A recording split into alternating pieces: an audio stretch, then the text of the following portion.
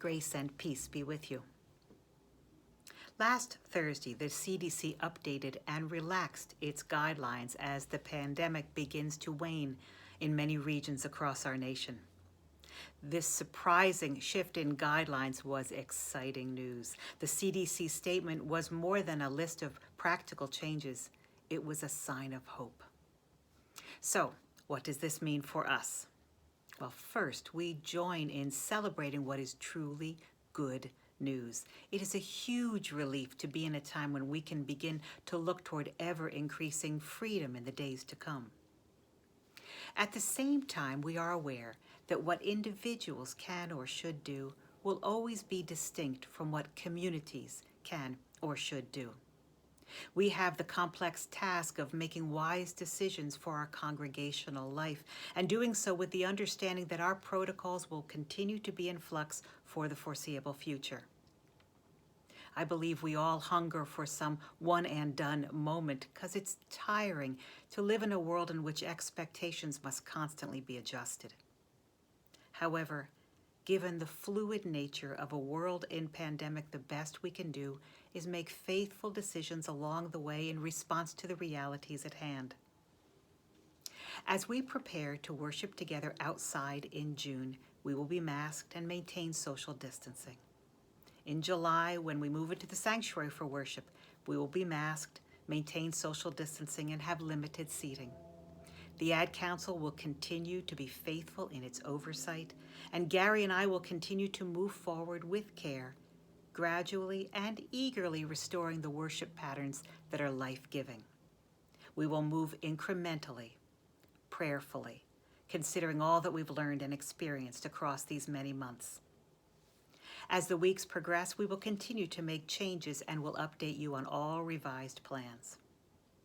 With regard to the ongoing evolution of our patterns and policies, please be aware that in addition to CDC and conference guidance and state mandates, certain truths ground us. First, we are and always will be a mixed community. There will be vaccinated and unvaccinated persons in any given church setting. Second, there are and always will be the vulnerable in our midst.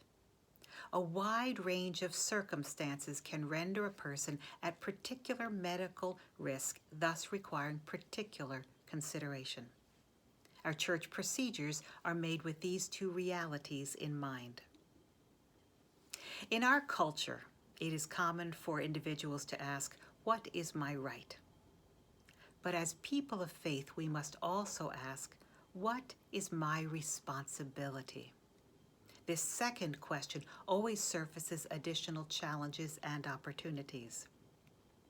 It is a given that we will never all agree on the steps or processes that the church puts in place throughout this strange season, nor will we all agree on the pace with which changes are made. But I would hope that all would understand that every decision and every plan that the church makes is grounded in a desire to offer loving care for all in the midst of complex circumstances. May we all remember with mutual compassion that our motivation is purely one of love.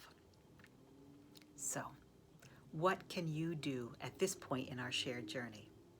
Well, first, celebrate the healing that is taking place. The diminishing power of the coronavirus and the hope that it brings deserve our celebration. Second, pray for our community and for those around the world still struggling with COVID-related burdens. The pandemic is not over, and our prayers and efforts must remain strong. With equal vigor, pray for peace in the Middle East. Pray. Pray.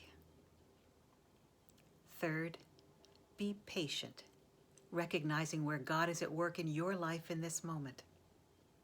And fourth, call the church office to offer your support, volunteering your help wherever possible as the next season unfolds. May God's grace be with you.